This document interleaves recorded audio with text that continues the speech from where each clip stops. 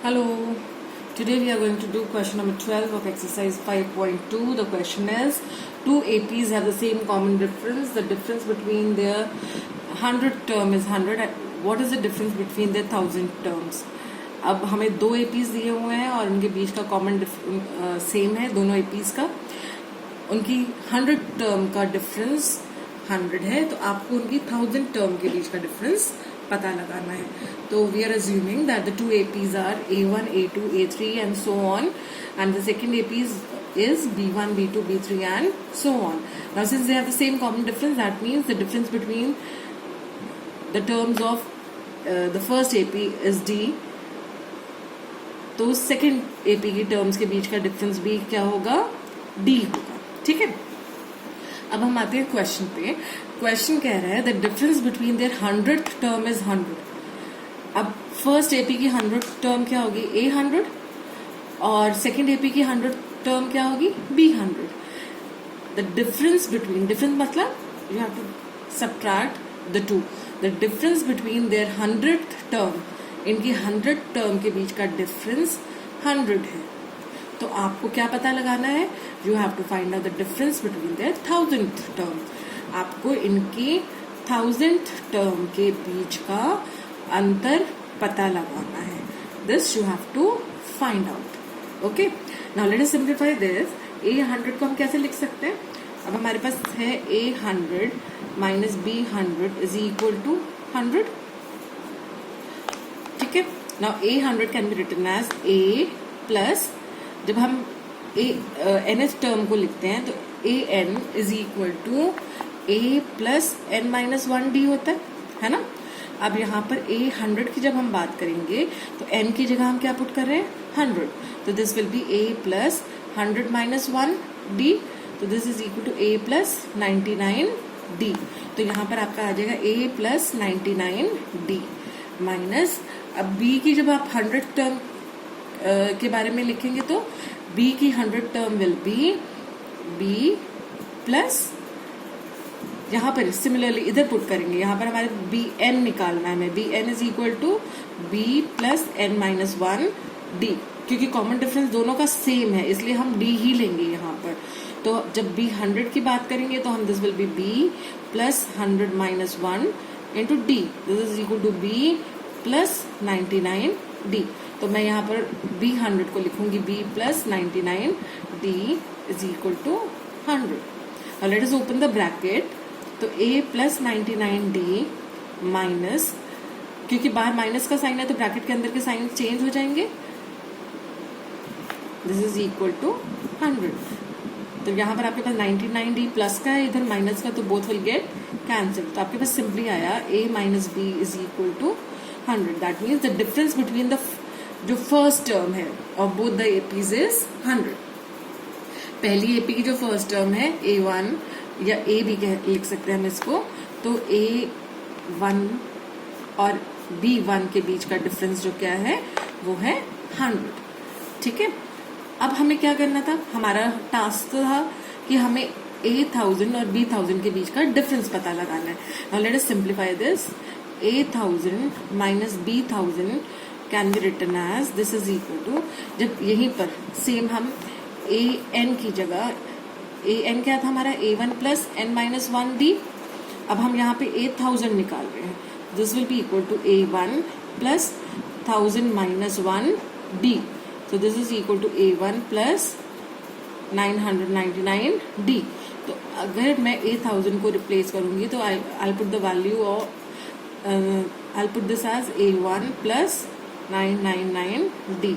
Similarly, B1000 can be written as B1 plus 999d. So this is equal to A1 plus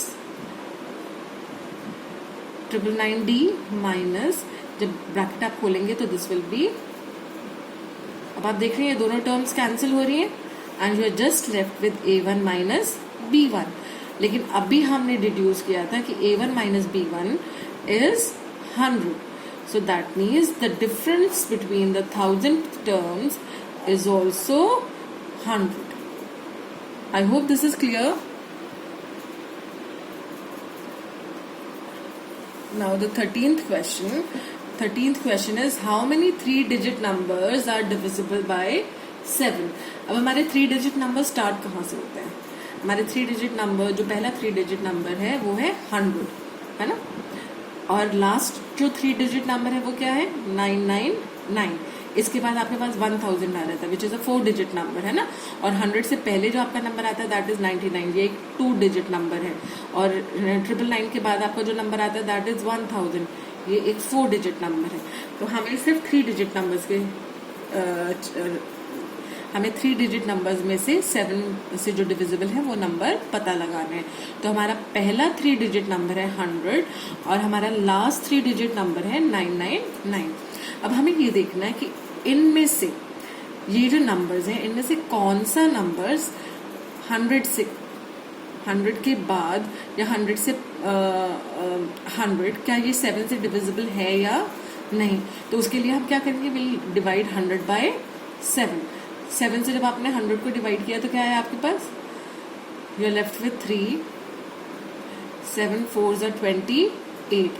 तो what are you left with 2. अब अगर आप ये 2 100 में से माइनस कर देते हैं to make it divisible by 7, तो आपका आंसर क्या आ जाएगा, 100 minus 2 is 98. ये रिमाइंडर है ना, रिमाइंडर मतलब बच गया, ये एक्स्ट्रा है जिसकी वजह से आपका 100 7 से डिविजिबल नहीं है. तो ये जो एक्स्ट्रा है, अगर ये एक्स्ट्रा वैल्यू हम 100 में से सब्ट्रैक्ट कर देंगे तो हमारा आंसर आ जाएगा 98, which is a 2-digit number. लेकिन हमें तो सिर्फ 3-digit नंबर्स पता लगाने हैं, है ना. इसका मतलब हमें अब ये पता लगाना है कि 2 में हम क्या ऐड करें so that it becomes divisible by 7. तो आपको पता है कि 7 से कितना कम है 2, तो 7 minus 2 हम करके देखते हैं तो हमें क्या मिला 5. तो अगर हम 2 में 5 ऐड कर दें तो ये नंबर 7 से डिविजिबल हो जाएगा, है ना. तो इसका मतलब ये जो नंबर है 100, ये 7 से डिविजिबल होने के लिए कितना कम है, 5. तो इसका मतलब हमें 100 में 5 ऐड कर देना चाहिए so that it becomes divisible by 7. ठीक है. तो हमारा जो पहला नंबर 3-digit नंबर है जो 7 से डिविजिबल होगा वो है 105. ठीक है. अब इसी तरह से हमारा जो लास्ट 3-digit नंबर है दैट इज 999. अब ये 7 से डिविजिबल है या नहीं ये पता लगाते हैं. तो 7 से डिवाइड करके देख लेते हैं. 7 1s are 7, कितना बचा 29. अब बताइए क्या आएगा, 7 4s are 28, reminder 1. 7 2s are 14, कितना बचा 5. ठीक है. अब इसका मतलब ये जो 5 है ये हमारे पास एक्स्ट्रा है ना. रिमाइंडर नहीं बचना चाहिए, ये बचना नहीं चाहिए हमारे पास, तभी वो पूरा कंप्लीटली डिविजिबल माना जाएगा, है ना. 5 की जगह यहाँ पर क्या होना चाहिए, 0 होना चाहिए. इसका मतलब हमें ये 5 रिमूव करना है, क्योंकि अगर हम इसमें कुछ ऐड करेंगे तो ये 3-digit नंबर से की बजाय क्या बन जाएगा, एक 4-digit नंबर. तो हम इसमें ऐड तो कुछ कर नहीं सकते, है ना. तो हम इसमें से सब्ट्रैक्ट कर दें अगर ये 5, तो ये पूरा 7 से डिविजिबल हो जाएगा. दैट मीन्स 999 में ये 5 एक्स्ट्रा है. अगर ये 5 रिमूव कर दें तो हमारा जो नंबर आएगा वो 7 से कंप्लीटली डिविजिबल होगा, है ना. तो इसका मतलब जो फर्स्ट नंबर 3-digit नंबर 100 से डिविजिबल है वो 105 है, और जो लास्ट नंबर 7 से डिविजिबल है वो है 994.